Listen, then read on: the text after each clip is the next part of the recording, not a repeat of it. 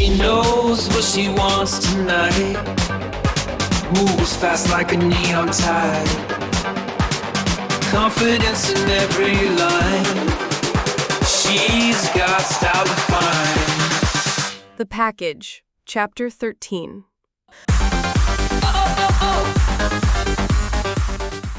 Far below Stark Tower, in his deeply shielded command bunker, Nick Fury stood before a bank of clunky, vacuum tube radio transmitters. The faint hum of generators was a distant thrum. He had been monitoring the sporadic, high-frequency burst signals from the playground, fragments of tactical updates confirming the agent's safe return. He knew Coulson had his team. He still had the toolbox, and now, he surmised, they probably had the intersect. He held an old, black Bakelite device salvaged from a display in the Shield Museum. He still had the antiquated connection in his office, and it would surprise most people to know that the old copper wiring that powered the device still crisscrossed the globe. Landline telephones still worked, and best of all, almost no one bothered to bug them anymore. He dialed a long, memorized sequence of numbers, each digit punching through the silence.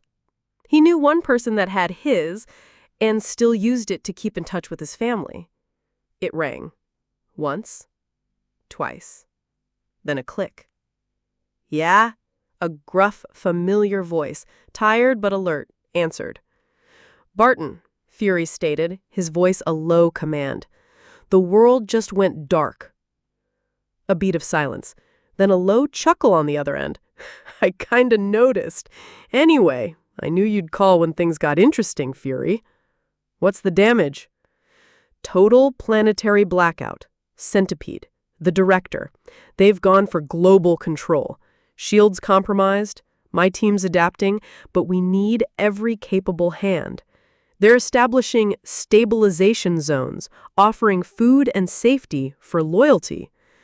Our more capable assets, the heavy hitters, are working globally to control what they can, but with limited communication and many of our friends grounded without tech, I've set up a team to establish a more permanent response to the situation. So they're playing God then? Clint Barton's voice was grim now. And you want me to crash their party? You're one of the best, Barton. And you don't need fancy tech to do your job. Just a bow, some arrows, and that uncanny ability to hit anything you aim at. We need you to sow some chaos. Find the tactical team. They're heading for Philadelphia. Another pause. Fury could almost hear Clint Barton turning the gears in his mind. Sounds like my kind of fun. Give me a location. Fury gave him the last known coordinates of May's team and a series of emergency rally points. It's a long walk, Barton, but the world depends on it. Wouldn't be the first time, Clint replied, the click of the phone ending the call. Fury hung up, a flicker of grim satisfaction in his eye. The odds were still astronomical, but he had his pieces on the board. The fight had truly begun. Clint Barton, Hawkeye, stood on the porch of his secluded farmhouse in rural Missouri, the silence of the night heavy and profound. The EMP had hit here, too, of course, plunging his carefully cultivated quiet life into a primal darkness. His old telephone, a relic of a bygone era, had been an anomaly in the digital world, but a lifeline to his family when he had to work. Fury's call had been a jolt, a summons to a world he often tried to leave behind. He looked at the unmoving silhouette of his beloved compound bow leaning against the wall, its string perfectly taut. No electronics, no fancy sights, just wood, string, and razor-sharp instincts. This was his world now. Philadelphia, huh? He murmured to the empty air, stretching his shoulders. It was a hell of a walk. Clint moved with the efficiency of a man who had spent years operating off-grid. He packed light, a satchel filled with custom arrows, some standard, some with specialized non-electronic payloads, like grappling hooks, concussive charges, and even a few smoke-producing variants designed to cause chaos without a fuse. He donned sturdy, dark clothing, his quiver slung across his back. His method of travel would be as old school as his weapon, a well-maintained dirt bike he kept hidden for emergencies, its simple engine unaffected by the EMP. The journey was a brutal testament to the EMP's impact. He started with his old dirt bike, but found other means when he ran out of gas. He borrowed a bicycle, walked, and even found an old Piper Cub that lasted for a couple 100 miles before that too ran out of gas. Roads were choked with abandoned cars, leading to miles of detours through fields and forests. Towns were dark, quiet husks, some already showing signs of desperation and nascent localized power struggles. He navigated by instinct, by the stars, and by a detailed paper map he'd pulled from his emergency kit. He avoided population centers, a ghost in the silent landscape, conserving supplies, and trying to avoid damage to property. He saw the first glimpses of the director's new order, makeshift checkpoints manned by armed men in crudely adapted civilian clothes, flying flags with a stylized red centipede insignia. He observed small commune areas where desperate citizens were being registered in exchange for meager food and water supplies, their faces blank with fear and exhaustion. The director was moving fast. Clint bypassed these zones, making mental notes of their locations, their security, their vulnerabilities. He was a silent predator, gathering intelligence without engaging, his keen eyes missing nothing. The situation was worse than Fury had described. This wasn't just about turning off the power. It was about systematically dismantling society and rebuilding it under an iron fist. As he closed in on the eastern seaboard, his fuel finally gave out.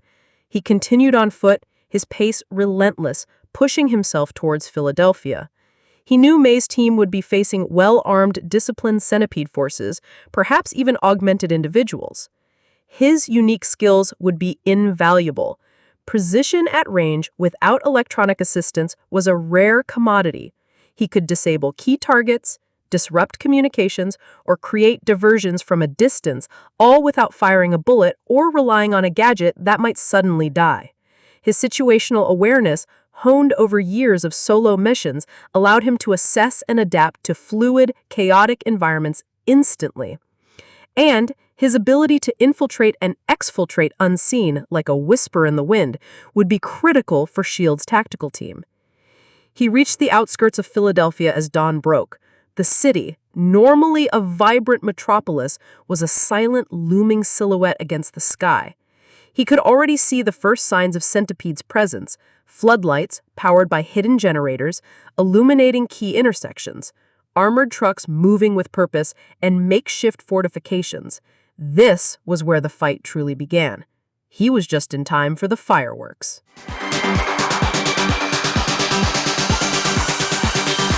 The pre-dawn chill in Philadelphia was sharp, carrying the metallic tang of city decay and the unsettling silence of a world without power.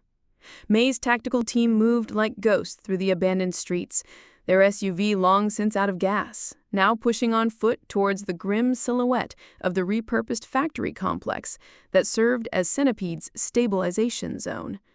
Natasha, ever the lead scout, moved ahead, her senses heightened by the oppressive quiet.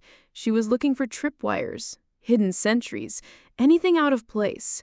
As she rounded a crumbling brick wall, a faint, almost imperceptible thwip caught her ear. It was the sound of an arrow. She froze, instinctively dropping into a combat crouch, her hand on her knife. The arrow wasn't aimed at her.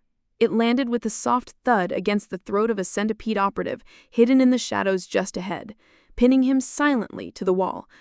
No blood, no struggle, just immediate, quiet incapacitation. She looked up, her gaze sweeping the rooftops, the higher vantage points. She saw him, a familiar silhouette against the fading stars, Clint Barton. Hawkeye, his bow still raised, his movements fluid and precise. He lowered his bow, offering a slight, almost imperceptible nod. Natasha returned it, a flicker of grim recognition passing between them. No words were needed. She knew the cavalry had arrived.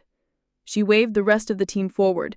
May, Casey, Hunter, and Bobby quickly converged, their faces drawn with fatigue, showed a flicker of surprise as they saw the pinned centipede operative, then relief as their eyes landed on Clint. "Barton," May acknowledged, her voice low. "Good timing." "Always," Clint replied, dropping lightly from the roof, his landing silent. He gave a curt nod to May, then his eyes flickered to the other team members, lingering for a moment on Hunter. "Morse." "Hunter?" Clint said with a curious look towards the pair. "Is the truce still holding? I thought you two were, well, not allowed to play with the rest of us," he queried. "You could say that," Hunter grumbled, a hint of his usual swagger returning. "We can talk about the truce some other time, but as for our vacation, all it took was a little regime change to bring us back. Anyway, glad you could make it to the party, mate. Brought your own fireworks, I see." He gestured to the arrow. Bobby simply crossed her arms, her expression unreadable, though a subtle shift in her posture and a dark glance at Lance betrayed her current thoughts about the truce. Clint immediately joined their tactical huddle around the paper map. His presence, even without a word, brought a new level of confidence. He had seen the wider impact of the EMP on his journey, the desperation, the emerging chaos. "On my way here," Clint began, his voice quiet but authoritative, "I've passed through several smaller towns. Centipede is already consolidating. They're using comfort stations, offering food, water, and security, but requiring loyalty pledges. They're actively recruiting from the disillusioned populace, promising a return to order under the director's rule. And they're heavily armed with a mix of old-school firearms and what look like improvised melee weapons." He pointed to several locations on their map, based on his observations. Their supply lines are surprisingly efficient, considering the blackout. They're using diesel trucks, but there's also some kind of network of underground tunnels or even pre-established, hardened caches that were stocked before the pulse. Casey, listening intently, scribbled notes on a small pad. Hardened caches. That means they were preparing for this, not just reacting. "Precisely," Clint affirmed. "And they're not just securing physical locations. They're using propaganda stations, large battery-powered loudspeakers broadcasting continuous messages about the failure of the old world and the director's benevolent leadership. It's psychological warfare, breaking down resistance before it can even form." Bobby's analytical mind immediately seized on the tactical implications. If we can hit those propaganda stations, the loudspeakers, we can disrupt their psychological operations. And if we can identify their main fuel depots for the diesel trucks. Natasha's eyes gleamed. So our mission isn't just about finding bases, it's about disrupting their control, hitting their supply lines, and breaking their ideological hold on the populace. We need to create instability in their stabilization. Show the people that the director's order is a cage, not a refuge. And we need to get more intel on their ultimate goals for these stabilization zones. This Philadelphia playground is key. Clint nodded, his bow already in hand, his gaze fixed on the factory complex. "All right then, let's give them a proper 4th of July.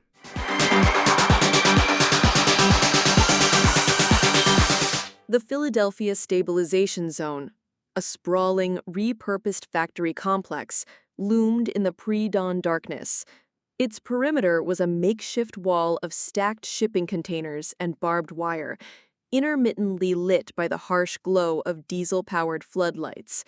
The hum of generators was a pervasive, irritating thrum against the silent backdrop of the EMP-stricken city.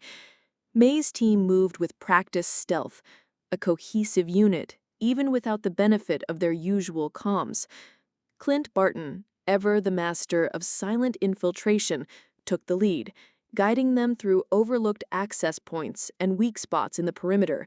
He moved like a shadow, his bow held ready, an extension of his will.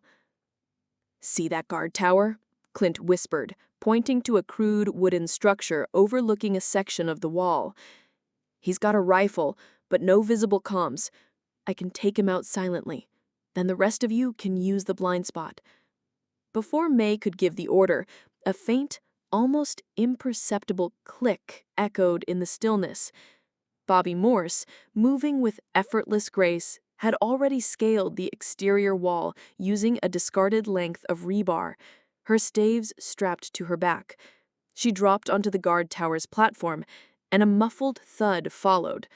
A moment later, she reappeared at the edge of the platform, giving a silent thumbs up. Hunter stifled a groan. "Show off," he muttered under his breath, though a flicker of grudging admiration crossed his face. May gave Bobby a tight nod, then turned to her team. "All right, through the breach. Casey, you're with Hunter. Target the propaganda stations and their fuel. Natasha and Bobby, you're with me. We'll secure the main control center and gather intel." As they moved through the breach, the sheer scale of Centipede's operation became chillingly apparent. The complex was teeming with activity. Diesel trucks rumbled, ferrying supplies. Groups of desperate, bewildered civilians, faces etched with fear and weariness, were being herded into large, warehouse-like structures, their eyes vacant as they listened to the relentless, droning voice from distant loudspeakers. "Citizens of Philadelphia, the old world has failed you. Your governments, your technologies have abandoned you. Only the director offers order. Only the director offers stability. Submit to our guidance, and you shall find refuge in the new dawn." Casey and Hunter peeled off, moving towards the source of the droning voice. They found a large, crude tower, jury-rigged with multiple powerful loudspeakers. Several Centipede operatives guarded its base, their faces grim. "All right, mate, you take the ground. I'll go for the tower." Casey simply nodded, already moving. He was a force of controlled violence, disarming and incapacitating the guards with brutal efficiency. Hunter, meanwhile, scaled the tower with surprising agility, planting shaped charges onto the loudspeakers. These were devices designed by Fitz to create a focused, high-energy concussive blast, perfect for disabling equipment without starting a massive fire. With a series of muffled thumps, the loudspeakers went silent, one by one. The droning voice cut off mid-sentence, replaced by an eerie, blessed quiet. A ripple of confusion spread through the civilians. They looked up, their eyes wide, as if just waking from a trance. Meanwhile, May, Natasha, and Bobby infiltrated the main factory building. It was a bustling command center, surprisingly well organized despite the lack of digital screens. Operators sat at tables, tracking movements on large, hand-drawn maps, relaying orders via two-way radios and runners. They were coordinating Centipede's new stabilization zones across the region. Natasha, like a phantom, slipped into the main radio room, dispatching the two operators with swift, silent movements. She grabbed an active microphone, a smirk playing on her lips. "This is your wake-up call, Philadelphia," she barked, her voice booming across the complex through the remaining functional loudspeakers. "The director is a liar. He brought this darkness. Fight back. Freedom is not given, it is taken." A roar of confused anger erupted from the Centipede operatives. May and Bobby engaged the guards in the main command center, their movements a blur of controlled chaos. May's precise strikes and Bobby's acrobatic combat style were devastatingly effective against the larger, less skilled Centipede forces. The Philadelphia stabilization zone, once a picture of enforced order, was rapidly descending into chaos. The silenced propaganda, Natasha's defiant broadcast, and the sudden, brutal effectiveness of S.H.I.E.L.D.'s tactical team had shattered the illusion of the director's benevolent control. The fight for the hearts and minds of the population had begun. Natasha Romanov's defiant broadcast echoed across the Philadelphia complex, a spark igniting tinder. The sudden silence from the propaganda loudspeakers, followed by her raw, unfiltered challenge, sent a ripple of disbelief, then confusion, then growing unrest through the assembled civilians. They looked around, their eyes wide, as if the spell had been broken. Centipede's response was swift and brutal. From the main factory building, the massive double doors burst open. Wraith, his face contorted with rage, emerged, flanked by a squad of heavily armed centipede enforcers. Unlike the standard guards, these men were equipped with crude but effective body armor and carried an assortment of military-grade, non-electronic firearms, bolt-action rifles, pump-action shotguns, and even a few menacing-looking bayonets. They were clearly the director's elite, his shock troops for this new, analog war. "Silence those insolent fools," Wraith roared, his voice cutting through the growing murmur of the crowd. "Secure the civilians. Any resistance will be met with force." The enforcers moved quickly, pushing back the bewildered civilians, their expressions hardening into menacing glares. The fragile sense of stability that Centipede had cultivated shattered, revealing the iron fist beneath the velvet glove.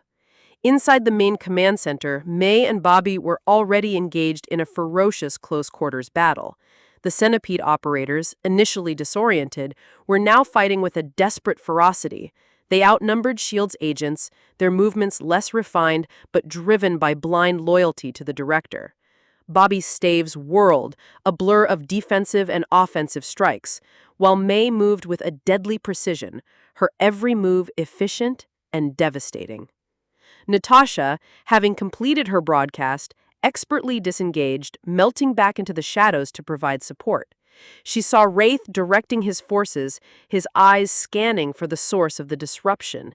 He knew S.H.I.E.L.D. was here. "They're consolidating their heavy hitters," Bobby grunted, deflecting a blow with a stave and retaliating with a bone-jarring kick. "Wraith is looking for us." "Good," May replied, seamlessly flowing into a joint maneuver with Bobby that took down 2 centipede enforcers. "Let him come."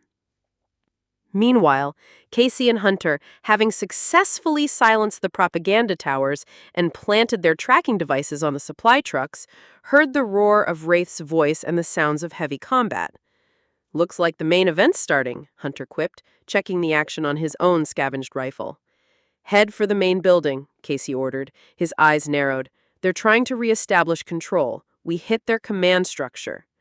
As they moved, they saw Wraith, now leading a direct charge towards the center of the complex, his eyes fixed on the factory building.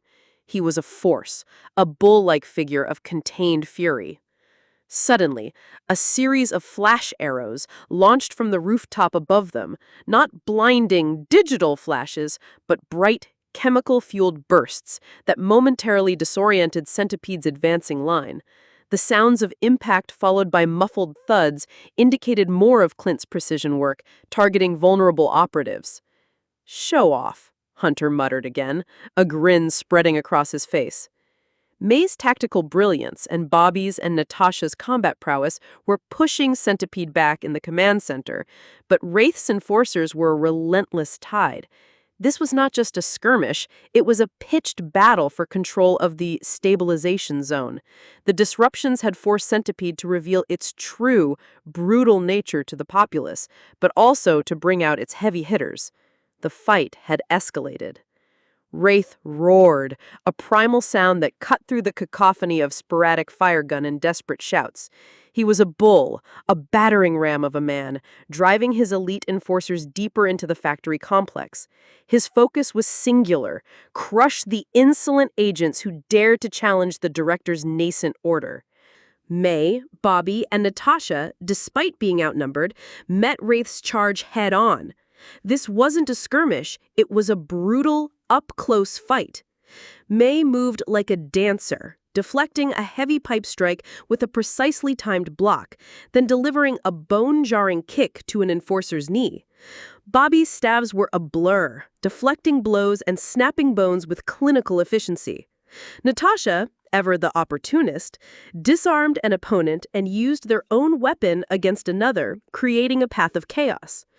Wraith himself was a formidable opponent, his movements surprisingly agile for his size, fueled by a raw, unthinking rage.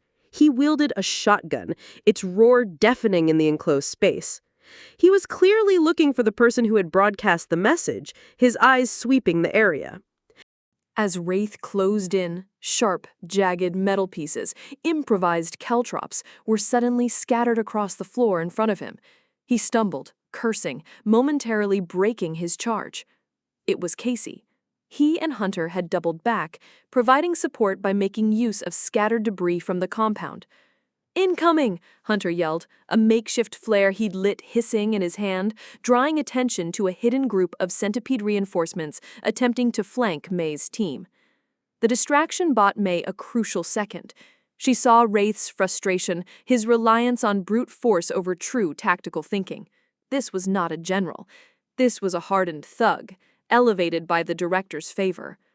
Bobby, seeing an opening, moved with astonishing speed. She launched herself at Wraith, not to engage directly, but to create a momentary disruption. Her stave struck the barrel of his shotgun, knocking his aim wildly off. As he staggered, Natasha, who had anticipated the move, was already there. She delivered a lightning-fast kick to his knee, sending him down with a grunt of pain. "They're taking losses," May shouted over the din, her voice a clarion call. "Keep the pressure. Break their morale." The fight was fluid, brutal. The centipede enforcers, once seemingly unstoppable, began to waver under the relentless, coordinated assault of S.H.I.E.L.D.'s experienced agents. Their discipline, forged in digital command, fractured in the chaos. As the battle raged, Casey, always looking for intelligence, noticed something peculiar. Amid the chaos, a small group of centipede operatives were frantically trying to carry out a heavily shielded analog server rack from a reinforced room. Its exterior was a dull, leaden gray, clearly designed to withstand an EMP. "They're trying to save their data," Casey barked to Hunter, pointing. "That's their hardened intel. Don't let them get away with it." Hunter, seeing the significance, immediately began laying down suppressing fire with his rifle, forcing the centipede agents to abandon the heavy server. It was a massive, clunky piece of equipment, but it contained something vital. Meanwhile, Wraith, battered but not beaten, snarled a command. "Fall back! Secure the prisoners! We can't lose the zone!" His voice was ragged, his arrogance replaced by desperation. He knew they were losing control. As Wraith's forces began to pull back, prioritizing these stabilized civilians they had herded, May's team didn't pursue relentlessly. Their objective wasn't annihilation, it was disruption and intelligence gathering. They had inflicted heavy casualties, shattered the illusion of stability, and crucially, stopped them from moving their key data. With the immediate threat diminished, May quickly assessed the situation. "We've created enough chaos. They'll be regrouping. Let's get out of here with what we found." Natasha moved to the abandoned server rack, quickly examining its construction. "This is old school. Magnetic tape drives, probably. It's their primary operational data for the zones. We need to get this back to the playground." Clint, perched on a higher vantage point, surveyed the receding centipede forces. "They're falling back towards the northern industrial area, probably another hidden depot. They'll try to re-establish comms there." Casey, watching Wraith's retreating figure, felt a grim satisfaction. They didn't expect this. They thought they had the world on a leash. The tactical team extracted, leaving behind a scene of shattered control and emerging unrest among the civilians. They had not only struck a blow against Centipede's physical presence, but also sown the seeds of doubt in the minds of those the director sought to enslave. They had their first major piece of intelligence on Centipede's ongoing operations, and a vital piece of Centipede data to bring back to the technical team. The fight for Philadelphia was far from over, but S.H.I.E.L.D. had made its presence known. She's got style to find.